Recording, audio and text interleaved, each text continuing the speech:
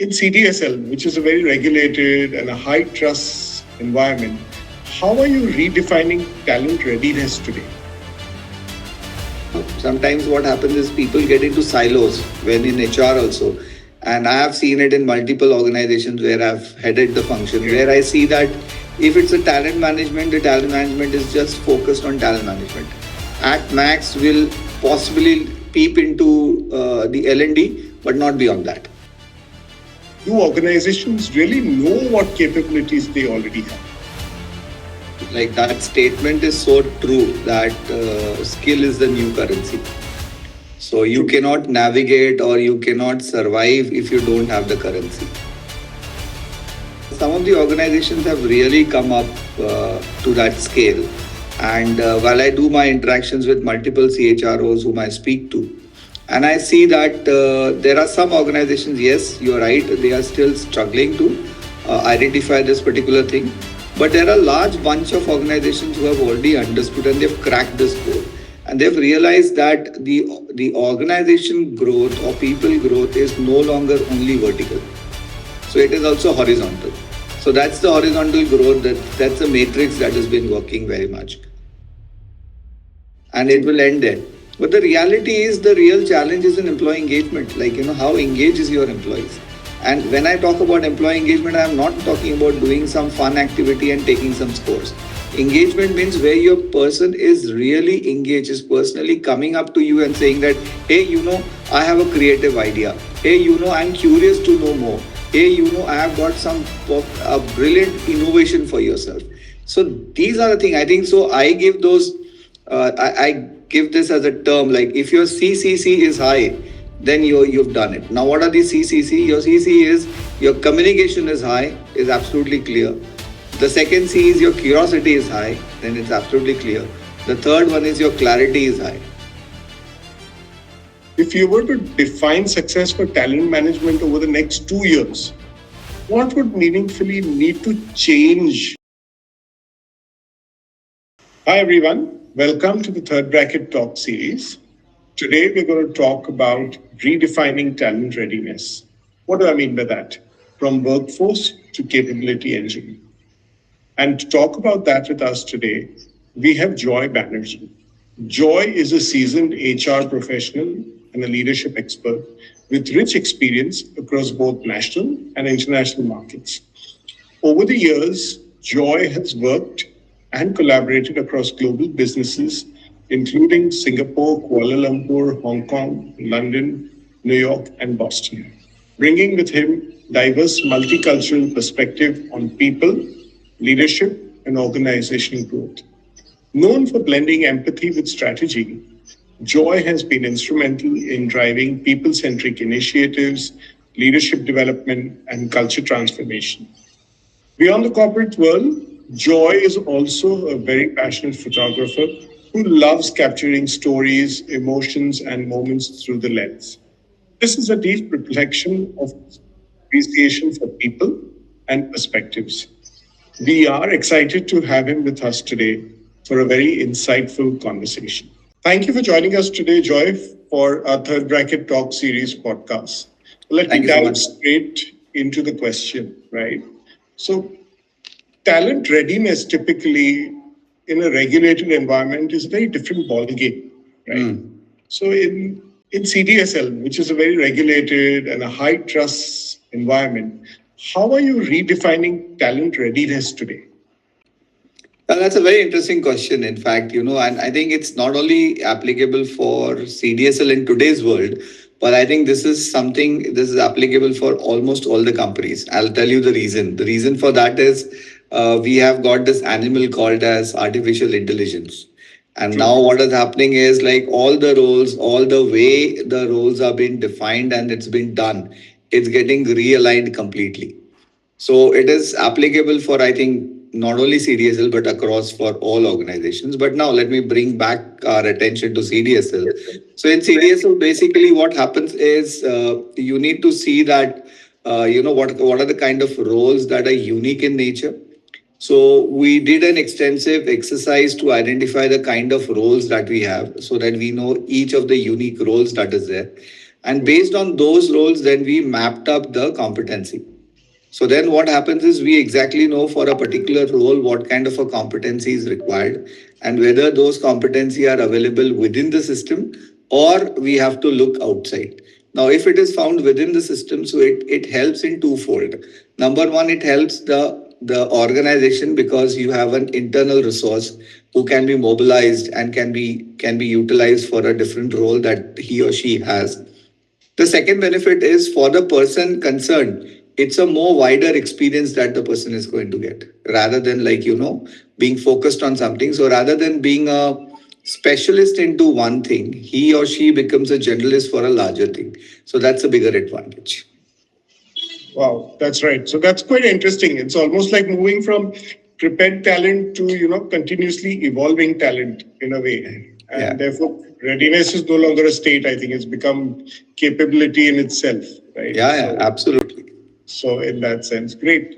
So just shifting a little bit now from roles to your skills, right? There's a lot of conversation around this shift and transition of moving from roles to skills.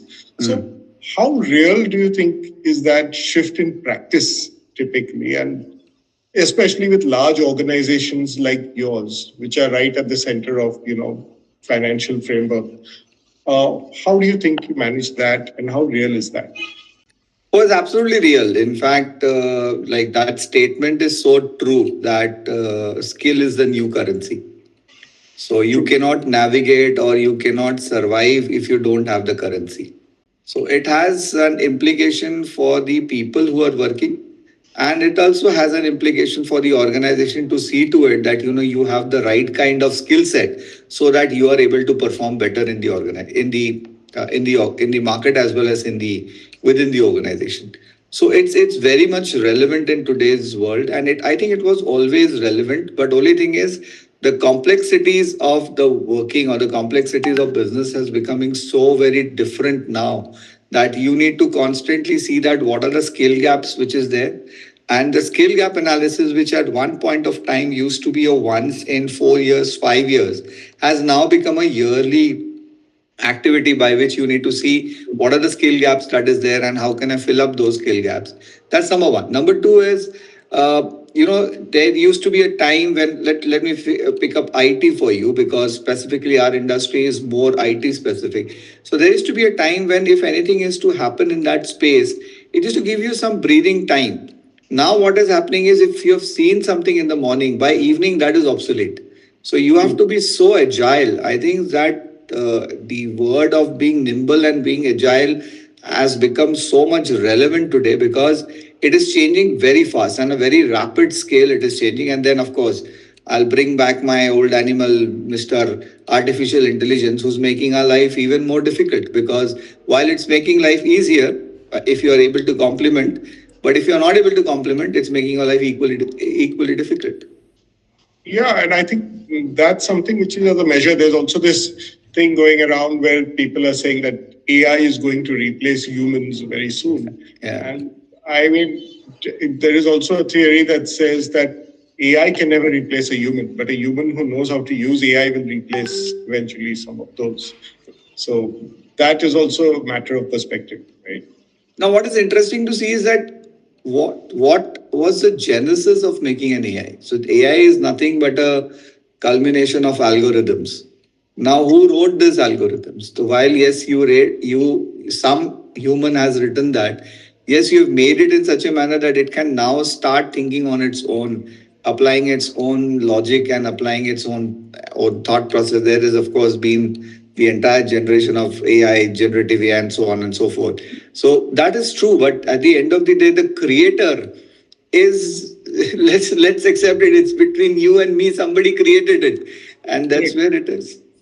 Right. So, with all this shift and with this capability moving, I think learning becomes a critical business lever as well, right? Yeah. So, and learning is often seen as a support function. So, but what does it take to truly make it a business lever and drive capability on the ground? That's a full different ball game. So, just wanted to check how are you doing that with CDS. So, see, learning is something that, in today's world, that's what I was mentioning just few minutes back that learning is something that is no longer a choice, it's a compulsion. So gone are those days when people can say that, okay, I will just live with whatever I know and I don't want to change. But it's no longer that. It's something that if you want to keep walking and keep running on this treadmill, you need to know how the speed of this treadmill is changing. So it is simply like, if you're walking on the treadmill, you have to know multiple facets: the speed of the treadmill, the alignment of the treadmill, the incline of the treadmill. So many things are happening around and so on and so forth. So this entire thing is such that until unless if you don't keep training yourself, don't keep teaching yourself to these changes, it will make you fall. And you will have to be constantly be trained, constantly be honing up your skills so that you know that you don't fall up. If you're walking on a treadmill, suddenly it has a tilt. What do you do now? Suddenly it goes flat. What do you do now? Suddenly it goes fast. What do you do now? It goes slow. What do you do now? So I'm just giving a metaphor of treadmill, but what I'm trying to say is that's what the environment we are in, and it's changing so fast. And if you don't train yourself on a regular basis, it's going to be more and more difficult for you to survive. True. And I think there's also this concept of different generations looking at, learning in a different perspective. And that adds more complexity to organizations which are legacy, which are new, and how they recruit people and how they move people as well. Right. Yeah, yeah. And I think CDSL has a mix of everything. Yeah, we have a very good mix. In fact, we have a mix of the Gen X. We also have the mix of good amount of millennials who are working with us, and we have also now got a good mix of about 12 to 13% of Gen Zs who are working with us. And a lot of people say that Gen Zs are not serious, they don't want to do training, or they are not serious about their career. I have a very different opinion about Gen Z. I have seen Gen Zs are more committed. They are very clear in terms of what they want in their mind. And if they want to do certain things, they will just get into it. So it's not that. I think it's a wrong picture that has been painted for Gen Z that, they will just not do it, or they don't care, or they are not bothered. I think it's not like that. Like, you have to understand the psyche in which they operate. And if you are able to understand that, then only you can start working with them. So I'm sure, like, Pat, you and me are from a particular generation. When we were young, I'm sure our folks out over there used to say, what kind of generation is this? Like, so I think that thing continues. In fact, I was in one of the conferences, and I heard some interesting statistics, and it said that just this trend of blaming the next generation is not for a few years, it is few centuries old. And it seems it's written in some Greek philosophical book which says that, the next generation is bakwas. They are good for nothing. So it's been going on by generations. So I think what today's Gen Z is, tomorrow when the Gen Alpha and the Betas come, they will have the same story. Same. Yeah, absolutely. I mean, so there is a knack of managing different generations. I agree with that totally. Yeah. As such. And as you rightly said a little while back, I think constant evolution of skills and various things, that is a challenge which Gen Zs like as well. So if they pick up something which they like, they glue onto it. So I think there's another very important piece that lines up in this entire puzzle of complexities is internal mobility, and coupled with that skill visibility as well, right? So internal mobility with organizations that we work with generally is becoming a very key factor. And that's why this talent readiness piece, till now, the view of how talent is viewed by some of the organizations was, I would say, very shallow, right? For the simple reason there were no tools available. Now, with new age SaaS platforms that have come into the market, I think talent takes a whole new framework and a ball game altogether. Right? Absolutely. So, with that, internal mobility becomes the key perspective for them. So, how do you think internal mobility and skill visibility operates, and do organizations really know what capabilities they already have? So it is a mixed bag, like some of the organizations have really come up to that scale. And while I do my interactions with multiple CHROs whom I speak to, And I see that there are some organizations, yes, you're right, they are still struggling to identify this particular thing. But there are a large bunch of organizations who have already understood and they've cracked this code. And they've realized that the organization growth or people growth is no longer only vertical. So it is also horizontal. So that's the horizontal growth. That's a matrix that has been working very much. Interestingly, even the Gen Z don't believe in leadership. So that quotients and these learnings that we used to have and we used to keep it so close to our heart is no longer there. It's changing. It's evolving so fast that no longer will be a time when people will see that okay, I'm here in 2 years, I'll be the next level, in 3 years, I'll be the next level. That entire thing is just gone. So it will all depend upon us in that business. How are you doing? How are you performing? And what is the need of the business? What is the need of your own career uptake? And based on that, it will happen. And the most interesting part in this is broken down into two pieces. The first piece is the people who are working are no longer having a scale or thought process of 15 years, 20 years, or 30 years. They don't see that. So they are looking at a very shorter span. That's one part. The second part, which is a conjoint to this, is most people are working or wanting to work as a gig worker. So Yeah. they are saying that boss, give me a contract this week, give me this part of the job. I'll get this thing done, pay me my money, and I'm off. So that part is becoming so very rampant in today's world that the entire ball game is completely changing. Last but not the least, before we move on, is like when you talk about people who have to move within the organization, I think one mindset which is picking up pretty sharp and it's becoming the norm nowadays is a mixture of being an employee and being an entrepreneur. True. So that's what is working, and I kind of gave it a name also. Is entrepreneur is what is happening. So this entrepreneur is a new buzzword. I can give it to the public. I think that's not there in Google anymore. But I am giving this an entrepreneur is something that is working, and this mindset is picking up very fast. Where people are looking at it is okay. I understand this. Let me get a clear understanding of how this entire thing is in, and then I'll branch out and I'll start my own. And to give you examples, like if the Zeptos of the world, Zomatos of the world are what? That's exactly the same thing. True, true. And we're seeing that, right? When we also work in our sphere, Yeah. we're seeing this gig economy, which is kind of picking up. And just recently, I was having a conversation with another senior leader as well. And we were saying that probably ours is the last generation that's actually going to be working in an organization, right? Yeah. And nobody wants to do a job kind of a concept anymore. Everyone wants to do their own bit, and very rightly said. So, like, just pay me for what I've done and let me move on. Yeah. In fact, I had some interesting conversation with some of these Gen Z young people. They said that we don't want gratuity. Yeah. We don't want provident fund. Don't give us that.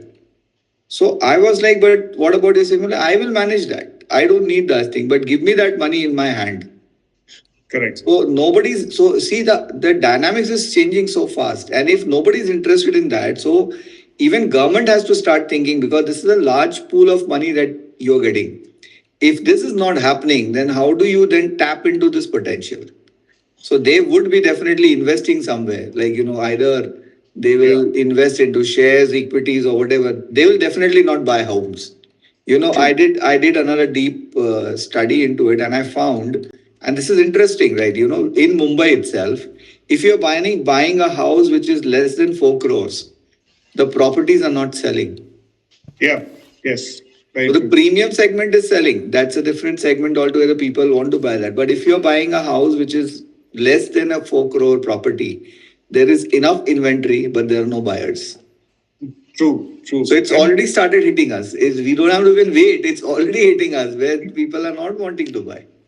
Correct. And I think there is a certain skill set at which they operate in as well, right? Because that's one of the reasons you're seeing various apps coming up like Grow, Zerodha, and various which have been so successful in their way as well. Yeah, absolutely. Because the generation and as people move, they want instant gratification as well. So I think that typically moves. I just have one quick final question, and I want to really understand your thought on this as well, Joy. Is defining success in talent management, right? It's often seen that how do you bring in the ROI and various things. But looking at the larger framework that we operate, the sphere and complexities, if you were to define success for talent management over the next 2 years, what would meaningfully need to change in a way from where we are today to where we're going in the next 2 years? And nobody's seen 2 years hence, right? Yeah. And 2 years in today's day and age seems like a very long time. But if we were to do that, what do we need to change? I think it's high time we need to look at different matrices. Like, the matrix that we are looking now for talent management is we look at turnaround times, how soon you got a person onboarded, how long the person stayed with you, what is your attrition rates, and how is your entire pool is coming from, whether you're paying a large amount of money or you're paying less amount of money. So I think these all parameters need to be revisited. So if you have to really measure in today's term and for 2 years, 3 years, or even infinity, I think it's high time where people have to see is how much is your employee engagement scores. And if your engagement scores are higher, so like, sometimes what happens is people get into silos when in HR also. And I have seen it in multiple organizations where I've headed the function, where I see that if it's a talent management, the talent management is just focused on talent management. At max, will possibly peep into the L&D, but not beyond that. And it will end there. But the reality is the real challenge is in employee engagement. Like, how engaged is your employees? And when I talk about employee engagement, I am not talking about doing some fun activity and taking some scores. Engagement means where your person is really engaged, is personally coming up to you and saying that, hey, I have a creative idea. Hey, I'm curious to know more. Hey, I have got some of a brilliant innovation for yourself. So these are the things I think. So I give those, I give this as a term like if your CCC is high, then you've done it. Now, what are the CCC? Your CC is your communication is high, is absolutely clear. The second C is your curiosity is high, then it's absolutely clear. The third one is your clarity is high, then you're done. So it's a CCC: communication, curiosity, clarity. If these three things are there, I think you're home. Yeah, and I think that kind of sums up the whole thing in a way. Yeah. Because to an extent, I would say talent is also looked at in a very nascent form still, though organizations say that some of them have deep talent programs.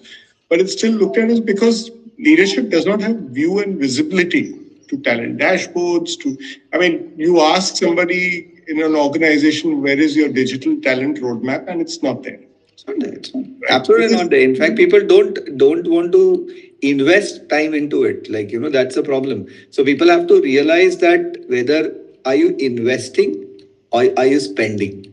So that Correct. Differentiation needs to be done. That's number one. Number two is it's high time people start realizing that talent management means you have to see your retention.